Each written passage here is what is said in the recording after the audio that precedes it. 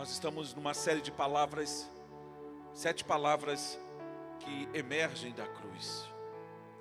7 palavras que têm a sua origem naquilo que Jesus operou por nós, quando Ele entregou a sua vida para nos trazer de volta para um relacionamento com Ele. E quando a gente olha para essa perspectiva, a esperança, exatamente isso, a esperança é a 4ª palavra que no meu coração ela brota pela revelação da cruz. E quanto mais eu mergulho, nós caminhamos a partir da autoridade, vimos a aliança, percebemos a fé, e agora nós olhamos para a esperança. E o nosso coração se alegra, porque nós sabemos que essa esperança que nós temos colocado no Senhor, ela encontrará uma resposta, ela vai produzir um eco. E o primeiro texto que eu quero compartilhar com você, eu vou colocar aí na sua tela, você vai olhar esse texto, mas eu não vou ler esse texto agora, é para você anotar, guardar, daqui a pouquinho a gente vai voltar nele, para a gente entender o que Deus quer nos brindar, quer nos presentear com essa palavra. Eu queria dizer para você que a esperança, ela é uma confiança na experimentação da bondade de Deus. A esperança, ela não brota simplesmente do acaso, mas ela vem como consequência da plena manifestação da bondade divina, que é evidenciada na nossa vida no presente e nos impulsiona para o futuro.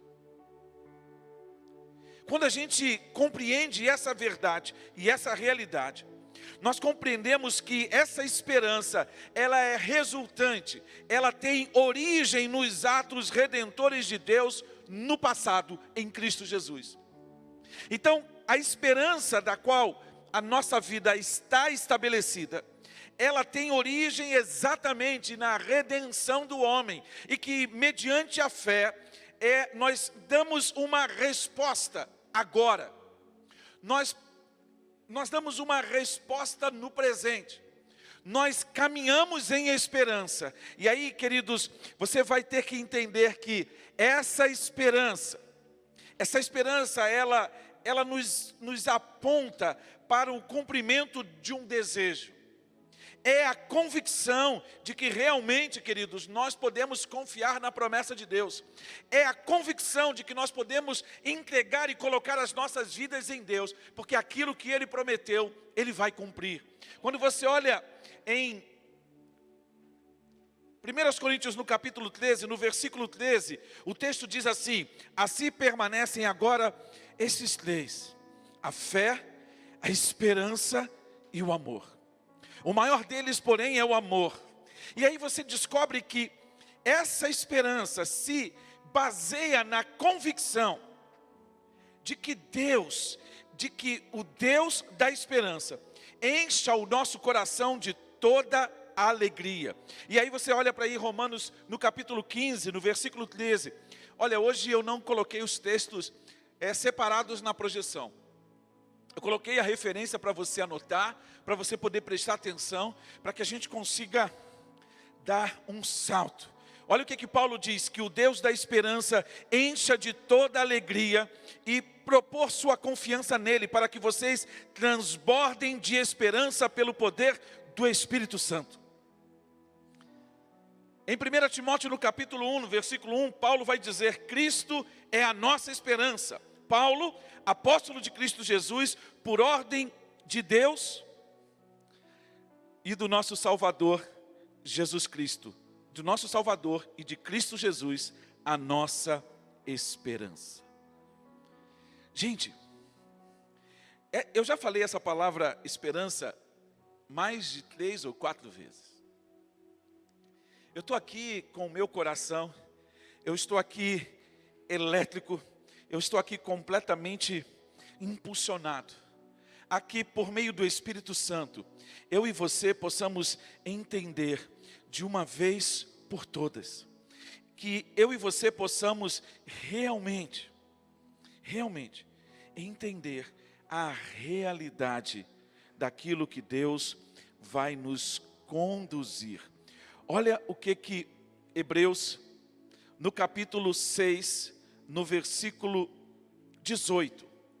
Hebreus, no capítulo 6, esse texto ele fala de uma forma contundente aos nossos corações.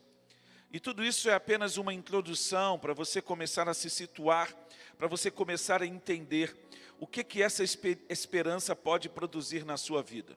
Olha o que diz o versículo 8. Para que por meio de duas coisas imutáveis, nas quais é impossível que Deus minta, sejamos firmemente encorajados, nós, que nos refugiamos nele para tomar posse da esperança a nós proposta. Temos esta esperança como âncora da alma, firme e segura, a qual adentra o santuário interior por trás do véu, onde Jesus, que nos precedeu, entrou em nosso lugar, tornando-se sumo sacerdote para sempre, segundo a ordem de Melquisedeque. Repete após mim assim: o sacerdócio de Jesus me garante esperança. Fala assim: o sacerdócio de Jesus estabelece uma esperança, que é uma âncora na minha alma. Quando você olha para esse texto, quando você olha para o autor aos Hebreus, falando de que essa esperança, temos essa esperança como âncora da alma. Você sabe que é na sua alma onde a sua vida reside. Então, quando você olha para essa esperança, você consegue compreender que essa esperança, ela estabelece um fundamento para a sua vida. Então você pode entender, você pode compreender, você pode ser levado à plenitude da compreensão de que nada pode abalar você. Você tem essa certeza? Você tem essa expectativa dentro de você de que realmente nada pode abalar você? Acho que você não está compreendendo. Preste atenção. Eu sei que quando eu digo você não está compreendendo, pode parecer que eu estou ofendendo a sua inteligência, mas não.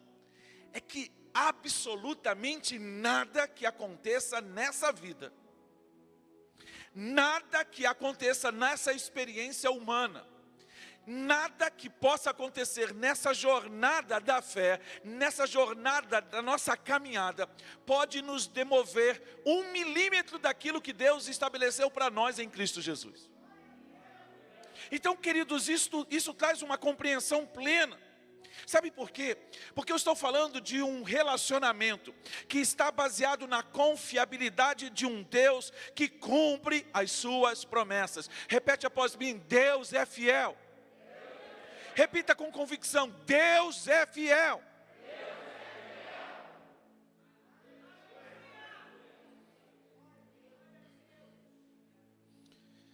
Só que essa fé bíblica, essa esperança bíblica, ela difere um pouquinho de uma esperança humanizada, de uma esperança humana. Porque os gregos, eles pensavam a esperança como algo natural na vida do ser humano, que se tornava manifesto por causa das experiências. Sejam as experiências boas, positivas ou negativas. Mas quando você olha para o relacionamento com Deus, por aquilo que Ele nos deu a partir de Cristo, você descobre que a nossa esperança não depende das circunstâncias. Eu quero trazer você à compreensão hoje, de uma forma plena, de uma forma cabal, de uma forma completa, de que você realmente entenda, de que você realmente compreenda a não mais olhar para nenhuma circunstância. Quanto de dinheiro você tem na sua conta corrente hoje? Como está a sua saúde agora? Quais são as expectativas que estão circunscrevendo a sua vida? No que você está envolvido nesse momento? Que possa gerar no seu coração um desânimo, possa gerar no seu coração um desalento, possa gerar no seu coração uma contrição, a ponto de você ser levado à tristeza, à angústia, a um abatimento. Eu quero dizer para você que em Cristo Jesus, nós temos uma esperança que transcende a qualquer uma dessas circunstâncias. Portanto, a esperança bíblica não está baseada na subjetividade das circunstâncias. A esperança bíblica não está baseada em nada daquilo que esteja acontecendo na nossa vida agora. Ela está profundamente alicerçada naquilo que fornece a base suficiente para que a sua realização seja manifesta. Portanto, a nossa esperança, ela emerge da cruz com uma certeza e uma convicção. Por quê? Porque ela está baseada naquele que nos comprou, aquele que nos resgatou, aquele que nos redimiu. Portanto, absolutamente nada. Você consegue entender isso? Você consegue perceber que realmente não existe nada que possa nos tirar, que possa roubar de nós os atos redentores de Cristo Jesus, na sua vida, na sua morte e na sua ressurreição. Isso deveria nos fazer, e eu tenho dito a vocês, ao longo dessas 4 palavras que eu tenho ministrado ao seu coração, que Deus tem fazido arder o meu espírito e buscado recursos para poder compartilhar com você essas verdades. É de que se você realmente entender essas verdades e aplicá-la no seu coração, a vida como você viveu até hoje vai ser completamente transformada. Você vai realmente começar a andar, começar a caminhar em um lugar onde a vida, ela vai assumir novos contornos, ela vai assumir uma nova expectação e ela vai ser manifesta. Ela vai florescer de uma forma como você nunca floresceu antes. Você está vendo aquela imagem ali, na tela de projeção? Olha aquela pequena semente cujo o broto já saiu da terra. Ela está sendo transportada. E é exatamente isso que eu quero que você entenda. Quando o broto, ele sai de dentro da semente, ele sai com uma força, ele brota e ele rompe a semente, e ele eclode, e ele tem que caminhar para a luz. Toda semente, quando é plantada em terra, ela é enterrada. E o broto começa então a umidade. Ele é regado pela água. Ele é condicionado dentro daquele ambiente úmido. E eu quero dizer para você o que é que a palavra de Deus diz. Nós temos sido limpos pela palavra. A palavra de Cristo é uma semente completa. A palavra de Deus, ela é completa em nós. Ela tem toda a umidade necessária para fazer com que a nossa vida ecloda, a nossa vida realmente exploda, a nossa vida seja levada a uma outra dimensão, na dimensão do Espírito, que nós entremos em um lugar onde o sobrenatural de Deus se torna algo natural. Você consegue compreender? Você consegue entender que há um mover do Espírito Santo? Quando Abraão, ele ouviu as palavras de Deus: sai da tua terra, sai da tua parentela, saia da casa do teu pai. Abraão começou a caminhar com Deus.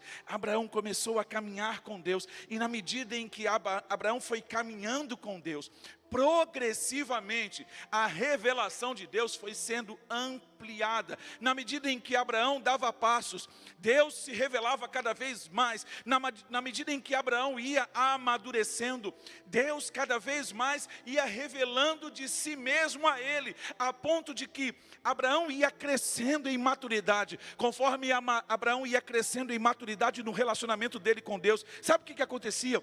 As revelações de Deus eram tornadas mais contundentes, eram tornadas mais profundas, porque Abraão não estava simplesmente mais deixando a sua casa, ele não estava simplesmente deixando a sua parentela, ele estava aprendendo a confiar na promessa de Deus.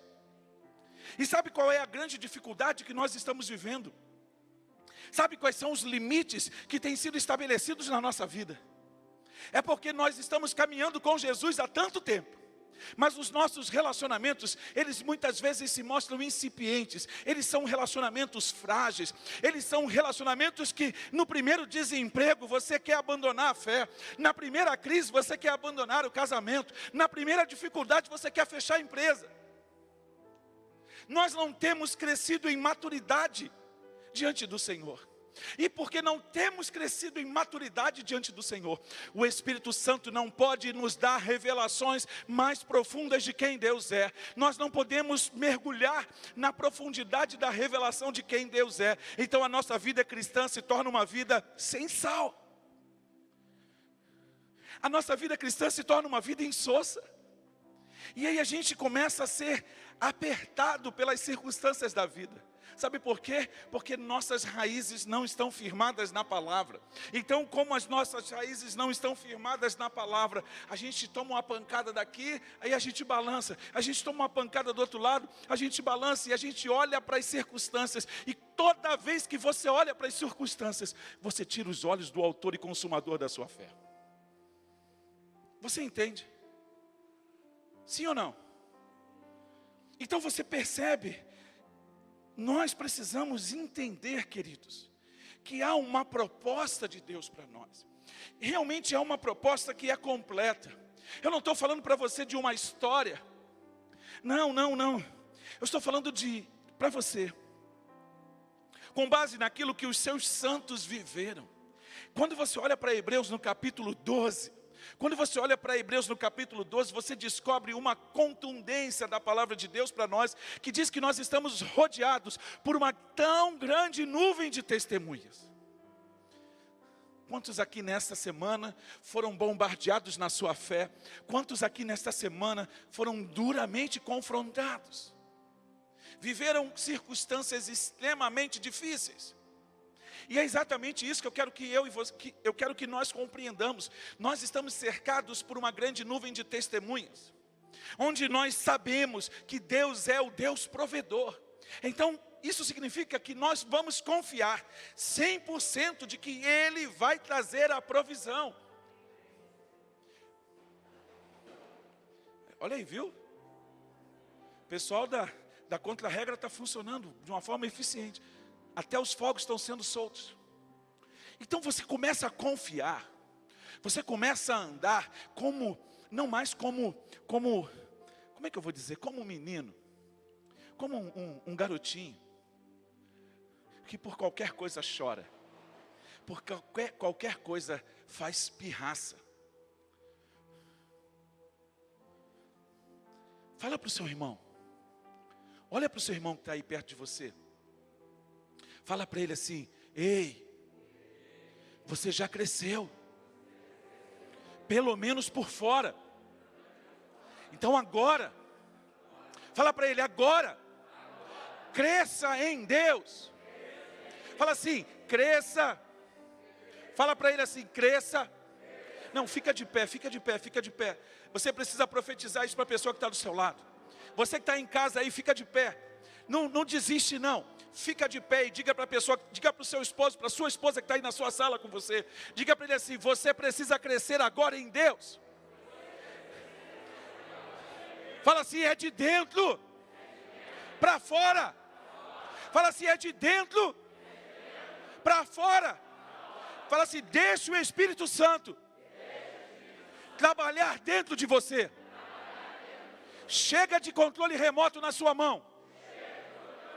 Fala para a pessoa que está do seu lado assim: deixa a sua vida nas mãos de Deus.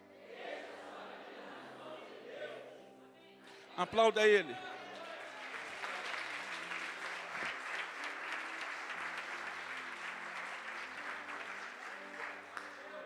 Pode sentar, por favor.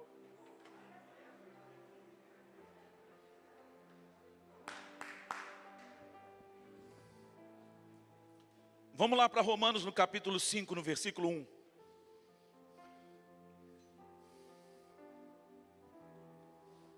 Está vendo a boia aí? Há uma boia para a sua vida hoje. Há uma boia para a sua vida, para tirar você desse lugar. Olha o que o texto diz no versículo 1. Tendo sido, pois, justificados pela fé, temos paz com Deus, por nosso Senhor Jesus Cristo, por meio de quem obtivemos acesso pela fé a esta graça, na qual agora estamos firmes. E nos gloriamos na esperança da glória de Deus. Versículo 3, não só isso, mas também nos gloriamos nas tribulações. Porque sabemos que a tribulação produz perseverança. E a perseverança, um caráter aprovado. E o caráter aprovado, a esperança. E a esperança não nos decepciona, porque Deus derramou seu amor em nossos corações, por meio do Espírito Santo, que Ele nos concedeu. Eu sei que você tem vivido muitas coisas nesse tempo. Todos nós temos vivido coisas boas, coisas ruins. Temos passado pelas diversas circunstâncias da vida. Mas algo tem que ficar claro, é que essa esperança, ela não emerge do nada. Ela só se torna uma verdade dentro de você, quando você se submete ao processo. Porque quando você olha para essa palavra, para esse verbo, e para esse substantivo, o substantivo no grego é o elpis, e o verbo é o elpizen, e quando você olha tanto para o verbo quanto para o substantivo no grego, você vai compreender que eles estão falando, eles estão apontando para uma confiança, numa expectativa que virá sem dúvida, ou seja, eles estão falando de uma fé ativa. Então, quando eu entendo que o muro de separação que havia entre eu e Deus foi desfeito em Cristo Jesus. O muro de separação entre nós e o nosso Deus ruiu. Então, o que tem feito separação entre nós e o nosso Deus, se o véu do santuário foi rasgado? Responda para mim. O que tem impedido você de desfrutar de todas as promessas de Deus? Eu não estou falando de uma promessa, eu estou falando de todas as promessas de Deus. Sabe por quê? Porque Paulo, quando escreve aos Romanos no capítulo 12, ele faz um apelo, ele diz: rogo-vos, pois, irmãos, pelas misericórdias de Deus, que vos apresenteis como sacrifício vivo, santo e agradável a Deus, que é o vosso culto com espiritualidade. E ele diz: e não vos conformeis a este mundo, mas transformai-o pela renovação do vosso entendimento, para que experimenteis qual seja a boa, perfeita e agradável vontade de Deus. Então, se ele está falando dessa vontade de Deus, eu entendo que essa vontade me leva a um lugar de plenitude. Fala assim: a vontade de Deus é me conduzir à vida abundante que Cristo me prometeu. Então, o que me impede de andar nessa vida? O que me impede de acessar esse lugar? O que me impede de avançar para esse lugar de plenitude? São os meus pecados. É a minha falta de expectativa, é a minha dúvida que gera em mim uma apatia em que Deus vai cumprir aquilo que Ele iniciou em mim pelo poder do Espírito Santo. E quando eu crio essa apatia, quando eu crio essa situação que é contrário ao mover de Deus dentro de mim, eu estou tomando o controle remoto da minha vida novamente nas minhas mãos, porque eu não confio suficientemente em Deus para submeter a Deus as minhas emoções, para submeter a Deus os meus recursos, para submeter a Deus a minha obediência completa. Porque eu não confio.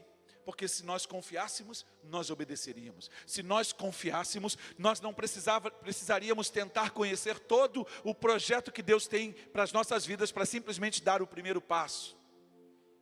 Então você começa a perceber o quanto isso envolve, o quanto isso nos constrange, gera dentro de nós uma dificuldade em que nós verdadeiramente não estamos avançando. Preste atenção.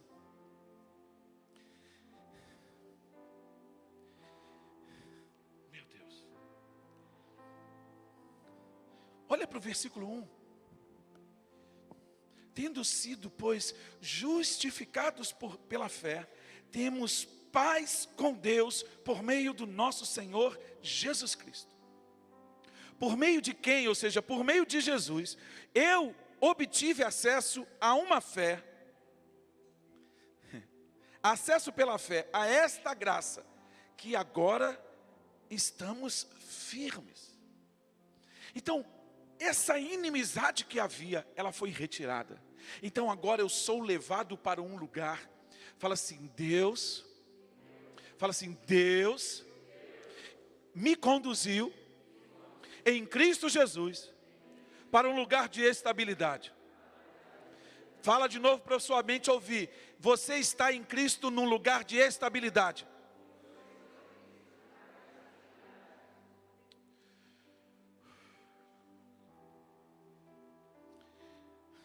Olha bem, Romanos no capítulo 8, versículo 22 e 25.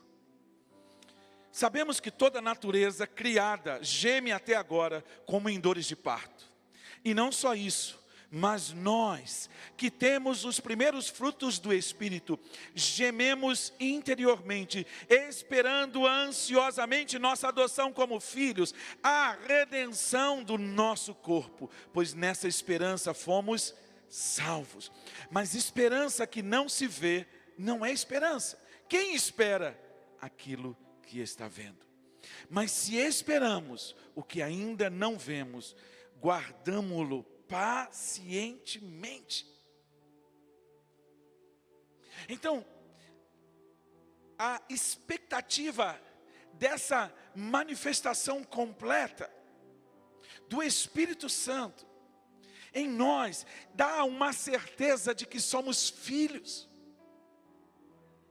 de que se eu sou filho, eu sou herdeiro das promessas de Deus, eu sou co-herdeiro com Cristo. Eu acho que você não está entendendo, não. Você é co-herdeiro com Cristo. Cara, você tinha que dar um glória a Deus, você tinha que sapatear, você tinha que plantar bananeira, porque o fato de você ser co-herdeiro com Cristo muda toda a perspectiva da nossa vida. Não é mais para viver de um jeitinho pequeno. Gente, preste atenção.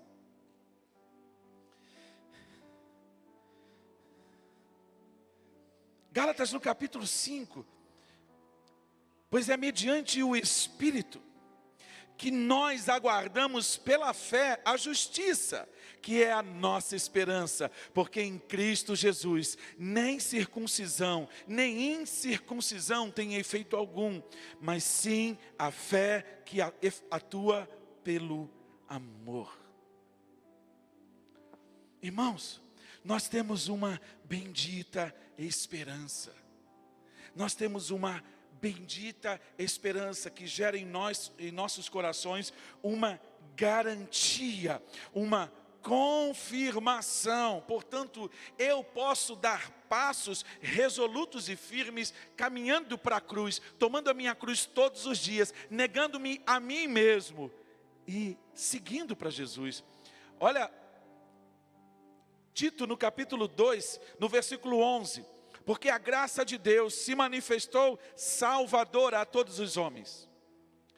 Ela nos ensina a renunciar à impiedade e às paixões mundanas e a viver de maneira sensata, justa e piedosa nesta era presente. enquanto aguardamos a bendita esperança, a gloriosa manifestação do nosso grande Deus e Salvador Jesus Cristo. Ele se entregou por nós, a fim de nos remir de toda a maldade e purificar para si mesmo um povo particularmente seu, dedicado à prática de boas obras. E isso que você deve ensinar, exortando-os e repreendendo-os com toda a autoridade. Paulo diz para Tito: ninguém o despreze. Você está entendendo? Ei, fala para a pessoa que está do seu lado assim, fala assim: ei, o tempo de santidade já chegou. Fala assim: ei, Deus tem um chamado em você, para que você seja santo. Por que eu estou pontuando isso?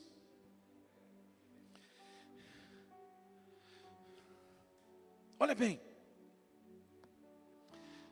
eu tenho repetido nessa semana, onde eu tenho falado com algumas pessoas a respeito disso, Romanos 10, no versículo 17, que a fé vem por ouvir a mensagem de Cristo. Então, qual é a compreensão que eu tenho? É que essa esperança, ela só se torna real se a palavra de Deus estiver estabelecida dentro de mim. Não é se eu conheço a palavra de Deus, é se essa palavra ela está sendo ativada dentro de mim por meio do Espírito Santo. Então, eu não posso viver uma vida de qualquer jeito. Esse que é o grande problema, essa que é a grande limitação. Sabe por que nós temos dificuldade de romper em fé? Porque nós declaramos a palavra de Deus, mas a palavra de Deus não encontra eco dentro de nós. Então aquilo que a gente declara é vazio. Aquilo que a gente declara não produz vida. Porque a palavra de Deus, para produzir vida através de nós, ela precisa estar estabelecida dentro de nós. Nós precisamos ter raízes da palavra de Deus dentro de cada um de nós. Então não se vive de qualquer jeito. Nós não podemos mais viver de qualquer jeito. É fundamental. Você entende? Você compreende o desafio do qual eu estou falando, do qual isso nos envolve? Você consegue entender o confronto que isso gera dentro de cada um de nós? Porque dentro de cada um de nós sabemos o quanto da verdade de Deus está permeando, o quanto a verdade de Deus está penetrando, o quanto verdadeiramente nós somos discípulos de Jesus de verdade. Eu não estou falando a partir do que eu posso mostrar do lado de fora, eu estou falando a partir daquilo que Deus vê do lado de dentro. E é aí que nós somos conflitados, é aí que nós somos apertados.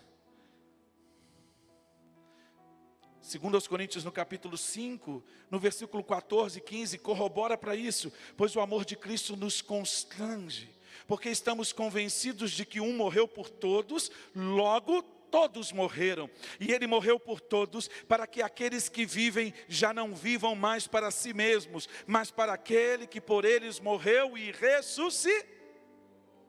Então você vive para quem? Responda bem alto. Eu vivo. Para quem? Para quem você vive? Você está com a sua alma justaposta à sua esposa. Você vive para ela.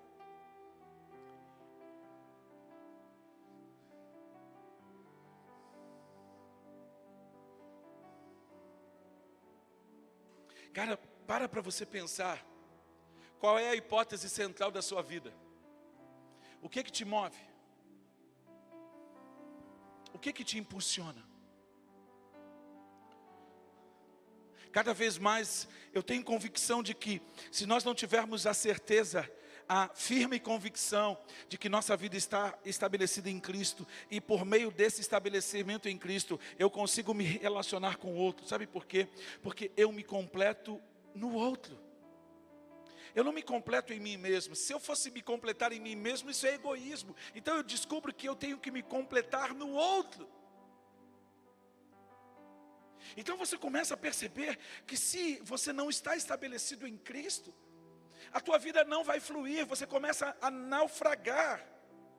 E aí você vai entender que Ele nos entregou para nos redimir de toda a maldade e purificar para si mesmo um povo que é seu.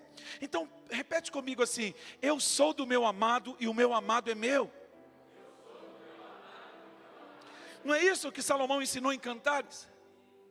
E olha o que ele diz: a sua bandeira sobre nós é o quê? É o amor. Então se eu pertenço a Cristo, eu sou de Cristo. Ponto final. Preste atenção. Não é estar em Cristo hoje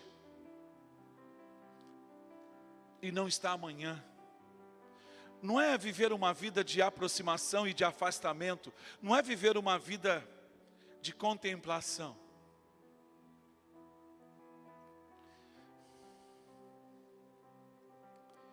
O que me cobre, o que me sustenta, o que me alimenta, o que me transforma, o que move a minha vida é o seu amor.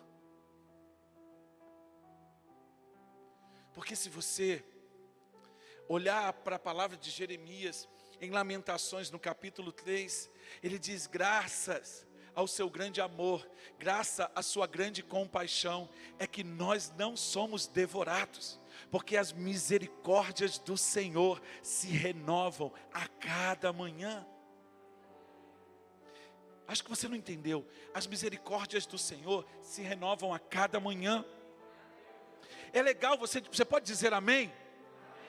Muitas pessoas dizem assim: o Deus que eu sirvo é um Deus de amor, é um Deus de misericórdia. Mas o Deus que nós servimos é um Deus de amor, é um Deus de misericórdia, mas é um Deus de justiça.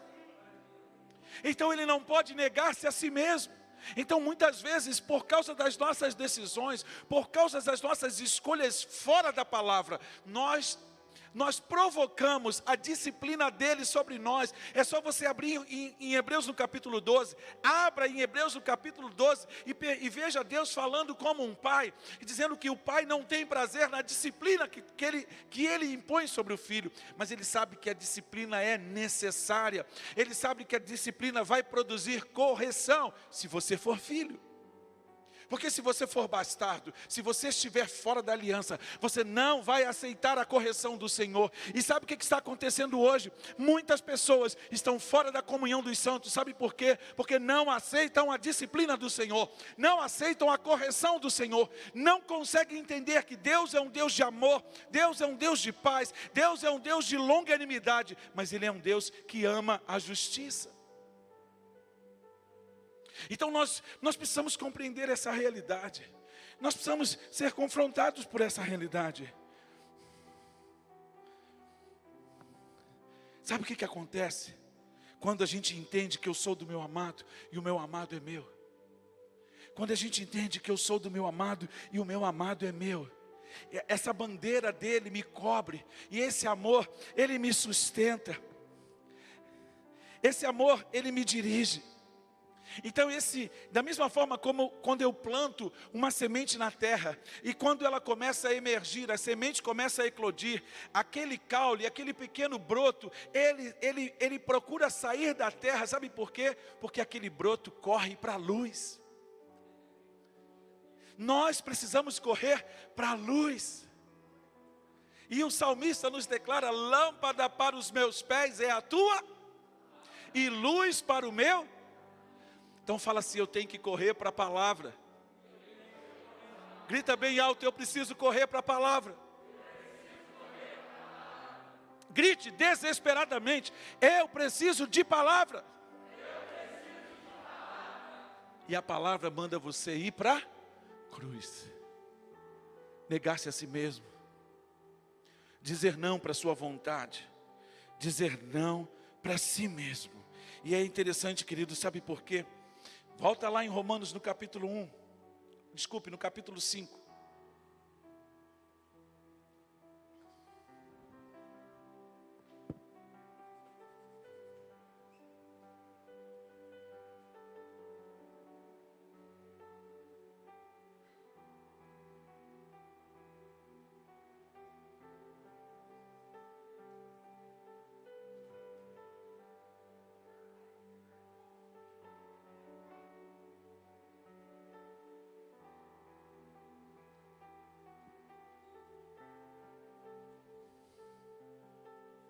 Olha o que ele diz. A esta graça na qual agora estamos firmes e nos gloriamos na esperança da glória de Deus. Versículo 3.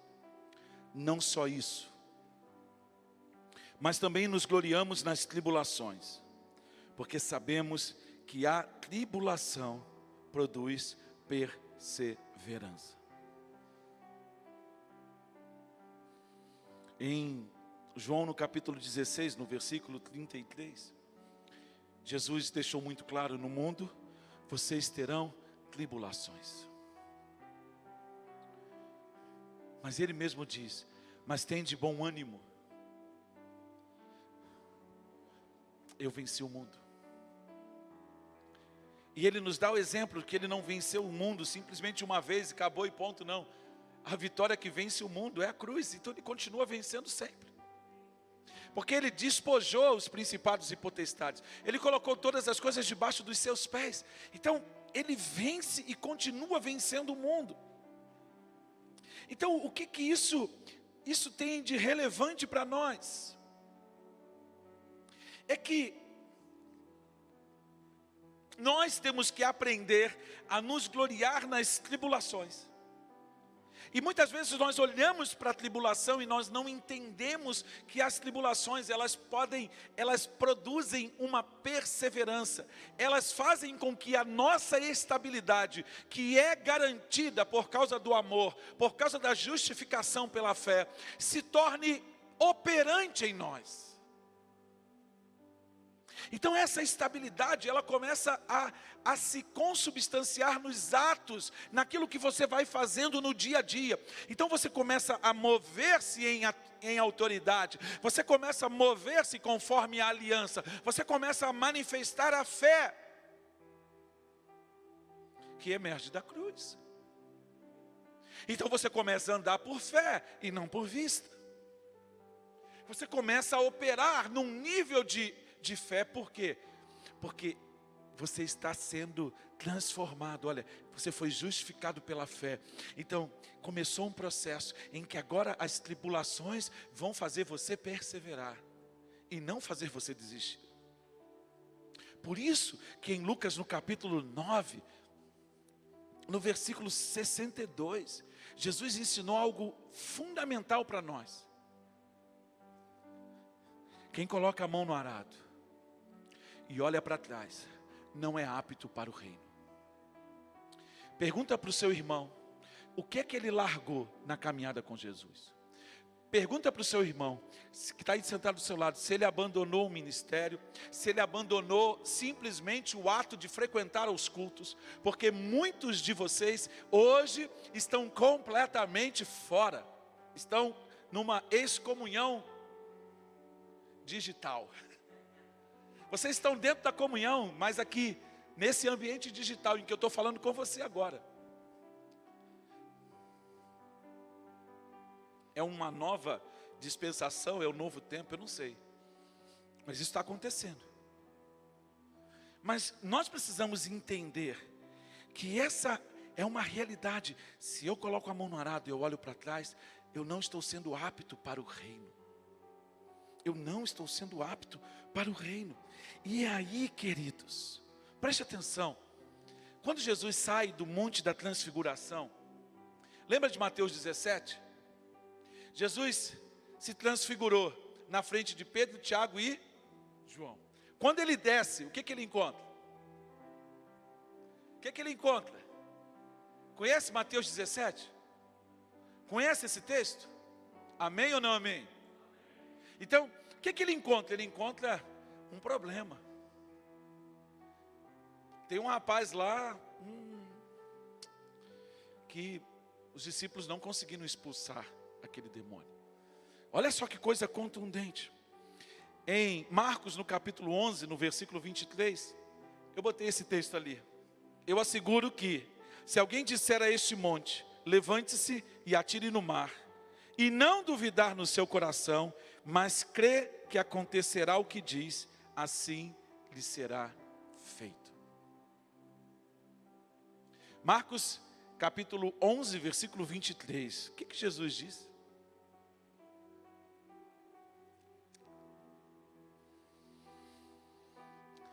Qual é o monte da sua vida hoje? Qual é o monte que está se levantando na sua vida? Eu não sei. Falar o mais corriqueiro, o medo, a indiferença. Você está se tornando uma pessoa indiferente? Cuidado, hein? A indiferença leva você ao ceticismo. Porque você não vai se importar mais. E não é bom quando você não se importa mais. É por isso que a gente tem que entender que Jesus está falando de um monte, e existem vários montes que estão estabelecidos em nossa vida. E que nós precisamos simplesmente, mediante a fé, demovê-los da nossa vida. E esse exercício, ele começa, a gente vai fazer uma caminhada boa aqui, e você vai entender como é que isso é verdade verdadeira. Olha aí, Romanos capítulo 10, versículo 8 e 11. Mas o que ela diz? A palavra está perto de você, está em sua boca e em seu coração. Isto é, a palavra da fé que estamos proclamando. Se você confessar com a sua boca que Jesus Cristo é o Senhor, e crer em seu coração que Deus o ressuscitou dentre os mortos, será salvo. Porque com o coração se crê para a justiça, e com a boca se confessa para a salvação. Como diz a Escritura, todo o que nele confia jamais será envergonhado. Gustavo, você entende o que aconteceu na sexta-feira? Você não confiou na palavra da sua esposa, não. Você confiou nessa palavra. A oração dela foi a expressão dessa palavra. Se com a sua boca confessar que Jesus Cristo é o Senhor e no seu coração crer, ele diz, serás salvo. E aí você entende por que você está aqui hoje? Por que você está aqui agora? Mesmo diante da dor que você está sofrendo desde a sexta-feira com a perda do seu pai. Talvez muitos ficariam em casa, vivendo o seu luto. Mas você está aqui hoje, exatamente porque você é uma testemunha viva dessa palavra. Você creu. E aí você começa a entender, queridos, nós começamos a entender aonde está o problema da esperança. É porque na tribulação nós estamos simplesmente esmorecendo, nós estamos ruindo diante da tribulação. A tribulação não está gerando em nós perseverança, e se a tribulação não gerar em nós perseverança, nós nunca teremos um caráter aprovado, e se não tivermos um caráter aprovado, a esperança não será manifesta.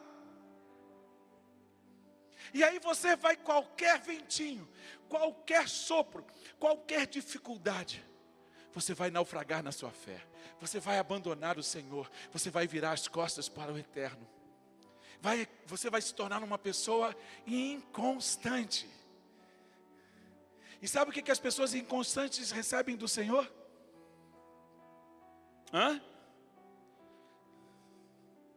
As pessoas inconstantes não conseguem ter o benefício que elas esperam do Senhor, porque no coração elas não creem. Olha aqui, Mateus 17, do versículo 17 e 21, Jesus, quando desce do monte da transfiguração, ele diz, ó geração incrédula e perversa, até quando estarei com vocês? Até quando terei que suportá-los? Tragam-me o menino. Jesus repreendeu o demônio, e este saiu do menino, que daquele momento em diante ficou curado. Então os discípulos aproximaram-se de Jesus em particular e perguntaram, por que não conseguimos expulsá-lo? Ele respondeu, porque a fé que vocês têm é pequena. Eu asseguro que se vocês tiverem fé do tamanho de um grão de mostarda, poderão dizer a este monte, vá daqui para lá, e ele irá. Nada será impossível para vocês. Mas esta espécie só sai pela oração e pelo jejum. Que coisa interessante. Eu vou usar vários textos desse mesmo episódio, tanto em Marcos quanto em Lucas, para a gente entender essa realidade aqui. Que coisa interessante. Que coisa muito interessante, porque em Marcos, no capítulo 11, Jesus passa por uma figueira. E os discípulos ficam impressionados. Porque Jesus passou, olhou para a figueira e ele foi de perto olhar para a figueira para ver se a figueira teria fruto. Mas a figueira não tinha fruto, só tinha folhas. E o interessante é que a estação não era propícia a frutos, não era a estação de dar frutos. Mas o versículo 20 diz assim: de manhã, ao passarem, viram a figueira seca desde as raízes. Pedro lembrou-se e disse a Jesus: mestre, vê, a figueira que amaldiçoaste secou. Respondeu Jesus: tenham fé em Deus. Eu asseguro que se alguém disser a este monte, levante-se e atire no mar, e não duvidar em seu coração, mas crer que acontecerá o que diz, assim lhe será feito. Portanto, eu digo, tudo que vocês pedirem em oração, creiam que já o receberam, e assim os sucederá. E quando estiverem orando, se tiverem alguma coisa contra alguém, perdoem-no, para que também o Pai Celestial perdoe os seus pecados. Mas se vocês não perdoarem, também o seu Pai que está nos céus não perdoará os seus pecados.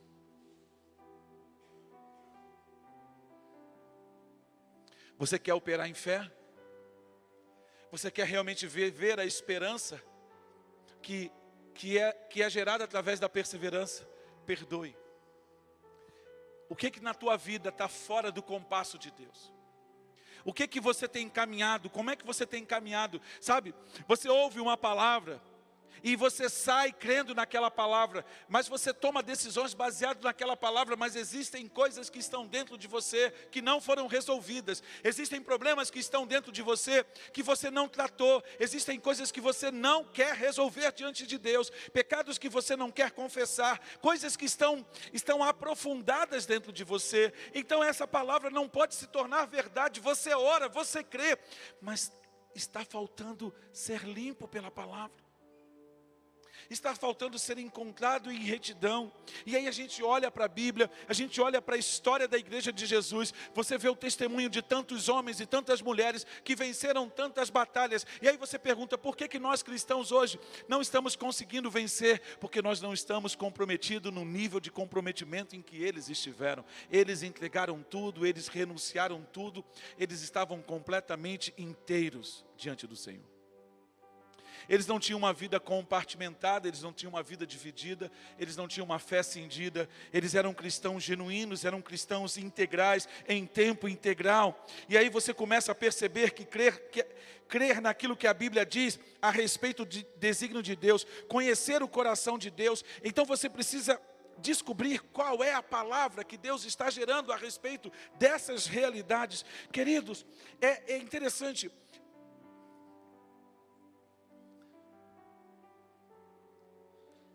Olha bem, as tribulações produzem perseverança. Como que a tribulação vai produzir perseverança? É porque você começa a conhecer a plenitude da palavra. Você começa a conhecer a aplicação da palavra. Olha o que Paulo escreveu em Romanos no capítulo 12, eu vou repetir. Ele diz, mas transformai-vos pela renovação do vosso entendimento. Então eu preciso ser transformado todos os dias pela palavra, para que os meus pensamentos sejam transformados à cosmovisão da palavra, para que a cosmovisão da palavra possa permear o meu ser, e aí eu consigo experimentar a boa, perfeita e agradável vontade de Deus. Então eu começo a entender o que Deus está dizendo a respeito daquele assunto, eu começo a entender o que Deus fala a respeito daquele outro assunto, eu consigo compreender como Deus se move no mundo através de nós, nos dando o conhecimento, nos dando o entendimento, nos dando a compreensão das Escrituras, e nós vamos aplicando as Escrituras no nosso caminhar diário. E aí o que vai acontecer? Nós começamos a orar segundo a palavra, nós começamos a nos mover segundo a palavra.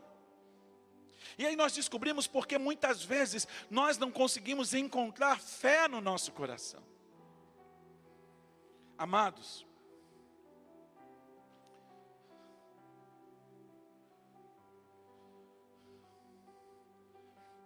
eu acho que esse aqui eu pulei mesmo, não tem problema não. 1 João no capítulo 3, no versículo 21 e 24.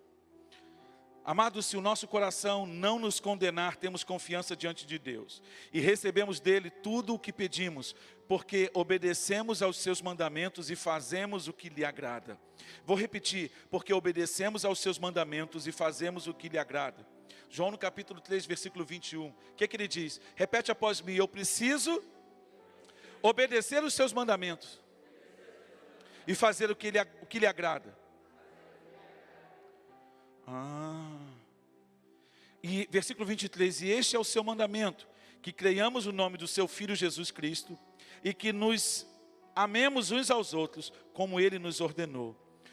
Os que obedecem aos seus mandamentos, nele permanece, e ele neles, do seguinte modo, sabemos que ele permanece em nós, pelo Espírito que nos deu. Vou repetir que eu li errado aqui. Os que obedecem aos seus mandamentos, nele permanecem, e ele neles. Do seguinte modo, sabemos que ele permanece em nós.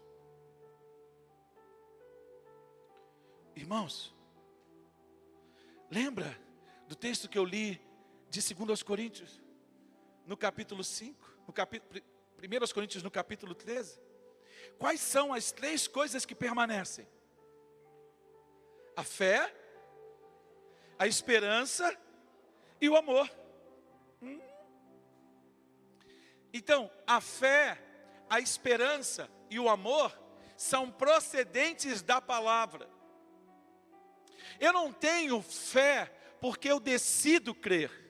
Eu tenho fé porque a palavra é amalgada ao meu ser, e eu começo a crer na palavra. E porque eu começo a crer na palavra, eu começo a experimentar fé. Então eu não tenho esperança porque eu sou uma pessoa esperançosa. Não, eu tenho esperança porque a tribulação produz perseverança. A perseverança produz um caráter aprovado. E o caráter aprovado produz esperança, e a esperança não me decepciona, porque aquele que prometeu é fiel, e ele derramou o seu amor por meio do Espírito Santo no meu coração. Então eu não amo porque eu quero amar, eu amo porque a palavra de Deus está em mim, e porque a palavra de Deus está em mim, ela me impulsiona a amar, ela muda a minha perspectiva, ela muda a minha cosmovisão, ela muda a minha forma de entender, perceber, sentir, ela muda a minha vida. Você entende ou não? Você compreende? Então dá um glória a Deus bem alto. Você compreende, gente? Olha bem, Mateus 10, 11. Chamando os seus 12 discípulos, deu-lhes autoridade para expulsar espíritos imundos e curar todas as doenças e enfermidades. Vou repetir, chamando os seus 12 discípulos, deu-lhes autoridade para expulsar espíritos imundos e curar todas as doenças e enfermidades. Lucas no capítulo 9, versículo 1 e 2, reunindo os 12, Jesus deu-lhes poder e autoridade para expulsar todos os demônios e curar doenças, e os enviou a pregar o reino de Deus e a curar os enfermos. Uau! Qual foi a ordem que Jesus deu? Curar os enfermos, expulsar todos os espíritos imundos.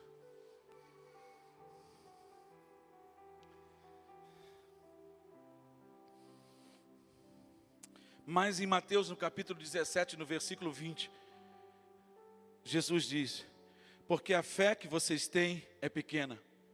Os discípulos foram em particular para falar com Jesus. E Jesus olhou para eles e disse assim: olha, a fé que vocês têm é pequena. Mas que coisa é essa, gente? Que coisa é essa? Que fé pequena é essa? O que está acontecendo? O que está acontecendo?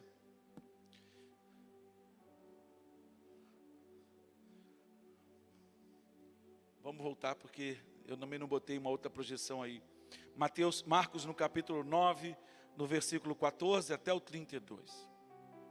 É muito simples. O que acontece? Lembra que eu falei? Jesus desce do monte da transfiguração. E ele se depara com um quadro crônico de que os discípulos não estavam resolvendo o problema. E o versículo 17 de Marcos, capítulo 9, diz assim: o homem no meio da multidão respondeu: mestre, eu te trouxe o meu filho que está com o espírito que o impede de falar.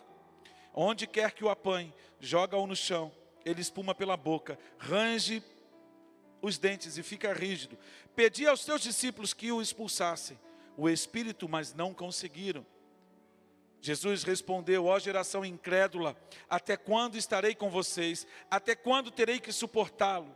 Tragam-me o menino. Então eles o trouxeram. Quando o espírito viu Jesus, imediatamente causou uma convulsão no menino. Este caiu no chão e começou a rolar, espumando pela boca.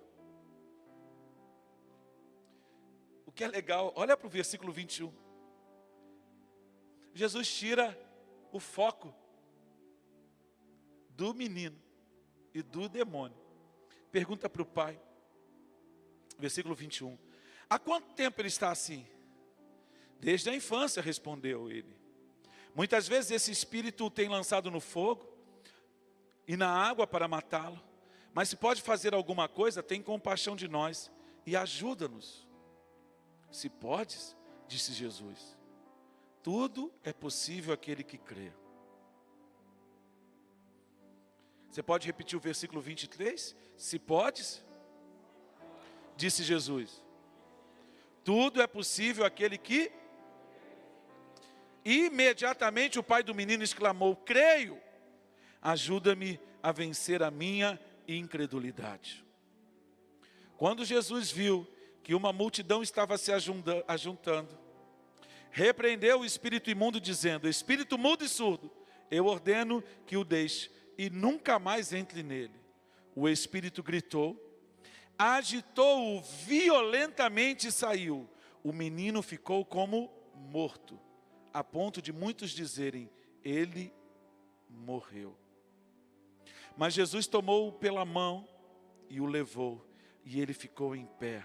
Depois de Jesus ter entrado em casa, seus discípulos lhe perguntaram em particular: por que não conseguimos expulsá-lo? Ele respondeu: esta espécie só sai pela oração e pelo... E eles saíram daquele lugar e atravessaram a Galileia. Jesus não queria que ninguém soubesse onde eles estavam. E aí o texto segue. O que aconteceu ali, filho?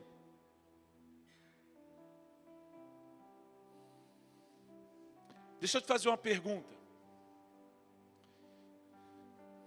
Nós temos que jejuar e orar quando a gente enfrenta uma pessoa endemoniada dessa forma? Sim ou não? Não. Deixa eu te perguntar. Jejum e oração são disciplinas espirituais. Sim ou não? Jejum e oração são disciplinas espirituais? Então, aonde elas devem ser encontradas? Aonde? Aonde? Então fala assim: jejum e oração e pé na cara do cão. Não. Jejum e oração faz parte da nossa vida. Então, jejum e oração faz parte de mim, filho. Aí você vai entender por que os discípulos não quiseram expulsá-lo. E aí a gente não olha, a gente não entende. A gente vai dizer: essa casta aí só sai se orar e jejuar. Ora, se nós vamos estar orando e jejuando, qual vai ser a diferença? Qual vai ser a diferença, irmão? Eu acho que vocês não entenderam. Ou então estão fazendo ouvido de manco. Qual é a diferença? Nenhuma, sabe por quê? Porque o jejum e a oração vão fazer parte da nossa vida. O jejum e a oração vão estabelecer a palavra de Deus em nós. O jejum e a oração vão consumar a verdade de Deus dentro de nós. A nossa vida vai estar permeada por essa palavra. A nossa vida vai estar permeada por essa disciplina. Então, o nosso problema de fé e nosso problema de perseverança está diretamente relacionado à falta de devoção, de entrega, de realmente compreender que a palavra de Deus precisa ser um exercício diário, precisa ser algo que permeie as nossas vidas todos os dias de nossa existência. Sabe por que não há entusiasmo em vocês? Porque a maioria de vocês não está comprometida com isso. Vocês vão dizer, é muito difícil. Vocês vão dizer, não dá. Mas o que eu estou dizendo para você, o que eu estou mostrando para você, é que verdadeiramente, queridos, o que fez com que a dúvida estivesse pairado sobre aqueles discípulos, é que quando eles viram aquilo que aconteceu, eles olharam para as circunstâncias, quando eles olharam para o tipo de endemoniamento que aquela criança estava vivendo, quando eles olharam para aquelas circunstâncias, eles olharam para as circunstâncias, e eles não olharam para o comissionamento, para a autoridade, para tudo aquilo que já estava estabelecido neles, e que deveria estar sendo levados a um novo nível de caminhada, e aí eles foram duramente confrontados. E Jesus olhou para ele e disse, vocês têm uma fé pequena. Sabe o que você precisa fazer para aumentar a sua fé?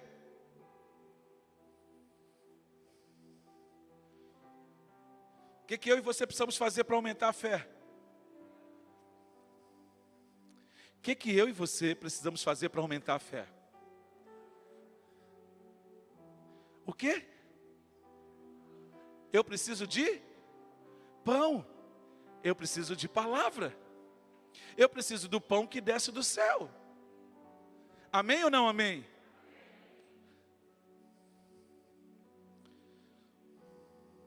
Irmãos, olha só. Nós precisamos ser levados a um tipo de compreensão da revelação de Deus.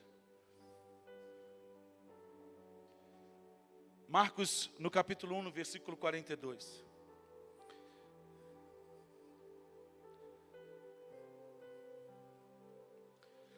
Eu estou falando para você de esperança.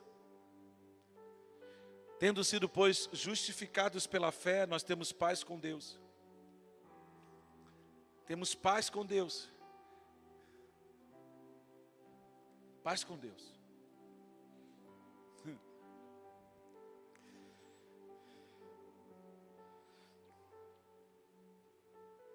E esse relacionamento de paz gera uma estabilidade por meio da palavra, gera uma segurança. E aí então Paulo progride, ele diz, e nos gloriamos nas tribulações. A gente começa a entrar na tribulação de uma perspectiva completamente diferente. E esse ato de caminhar na tribulação, permanecendo na palavra, vai gerando em nós uma perseverança.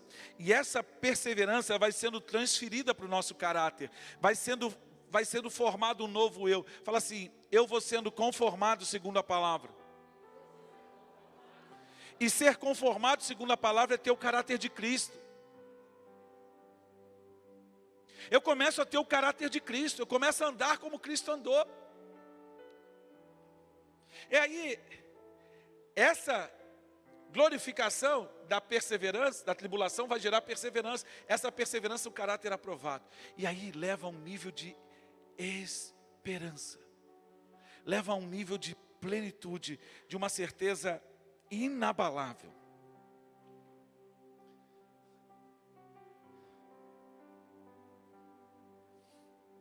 Um leproso aproximou-se dele e suplicou-lhe de joelhos. Marcos capítulo 1, versículo 40. Um leproso aproximou-se dele e suplicou-lhe de joelhos. Se quiseres, pode purificar-me.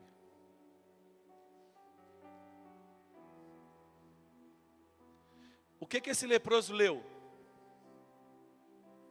João? O que esse leproso leu? Capítulo 1 de Marcos. Ele tinha lido Mateus, ele tinha lido João, ele tinha lido as cartas de Paulo? Não. Me responde, o que esse homem conhecia de Deus? Mas ele se aproxima de Jesus e diz, se queres, podes purificar-me. Por quê? Porque ele sabia que ele era leproso. Ele sabia que Jesus podia curá-lo, sim, mas ele não sabia se Jesus queria curá-lo. Então ele tinha uma certeza e uma dúvida. Esse tipo de certeza e de dúvida podem ser encontrados em nós. Jesus, no versículo 41, diz, cheio de compaixão, Jesus estendeu a mão. Preste atenção, Jesus estendeu a mão, tocou nele e disse, quero, seja purificado. Se você conhece a palavra de Deus, você sabe o quão impactante é esse encontro. Porque aquele leproso tornaria Jesus cerimonialmente impuro. Mas Jesus disse, quero. E imediatamente a lepra o deixou e ele foi purificado. Querido, eu quero te falar uma realidade. Eu quero te desafiar a uma mudança de perspectiva na sua vida. Eu sei que hoje eu apertei o acelerador. Eu estou aqui suado, eu estou aqui esgotado do ponto de vista físico. Mas eu estou convicto de que eu entreguei para você uma palavra que pode mudar a sua experiência de vida para sempre. Olha o que João no capítulo 15, versículo 1, eu sou a videira verdadeira e meu pai é o agricultor. Todo ramo que estando em mim não dá fruto, ele corta. E todo que dá fruto, ele poda, para que dê mais fruto ainda. Ele diz, vocês já estão limpos pela palavra que tenho falado. Permaneçam em mim e eu permanecerei em vocês. Nenhum ramo pode dar fruto por si mesmo se não permanecer na videira. Vocês também não podem dar fruto se não permanecerem em mim. Eu sou a videira, vocês são os ramos. Se alguém permanecer em mim e eu nele, esse dará muito fruto, pois sem mim vocês não podem fazer coisa alguma. Se alguém não permanecer em mim, será como o ramo que é jogado fora e seca. Tais ramos são apanhados, lançados ao fogo e queimados. Se vocês permanecerem em mim e as minhas palavras permanecerem em vocês, pedirão o que quiserem e será concedido.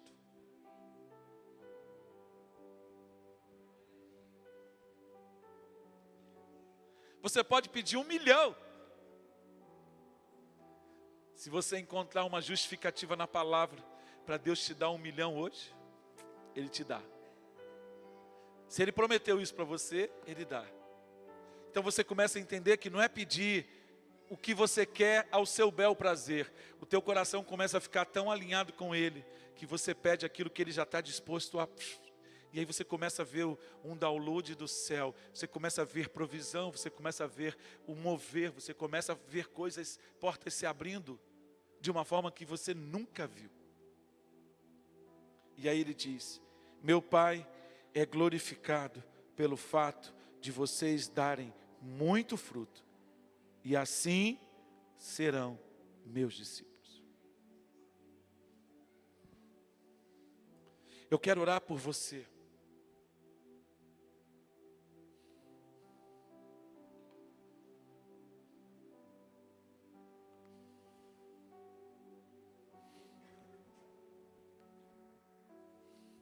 Eu quero desafiar você nessa noite.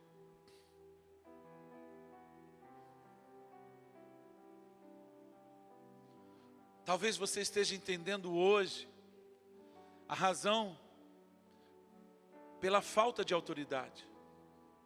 A razão ou a explicação pela falta de aliança. A falta da fé. Essa compreensão da esperança, que é gerada pela palavra, ela muda toda a perspectiva de uma vida. E eu estou dizendo para você, em nome de Jesus, faltam poucos dias para o ano terminar. Mas nunca você teve tanta possibilidade de mudar a história da sua vida, como você está tendo nesse tempo, por esse nível de revelação que Deus está nos dando. Nunca você teve tanta possibilidade de viver uma vida completamente diferente, uma vida como você nunca viveu. Mas você tem que tomar uma decisão, você tem que realmente rasgar o seu coração diante de Deus e dizer: eu quero.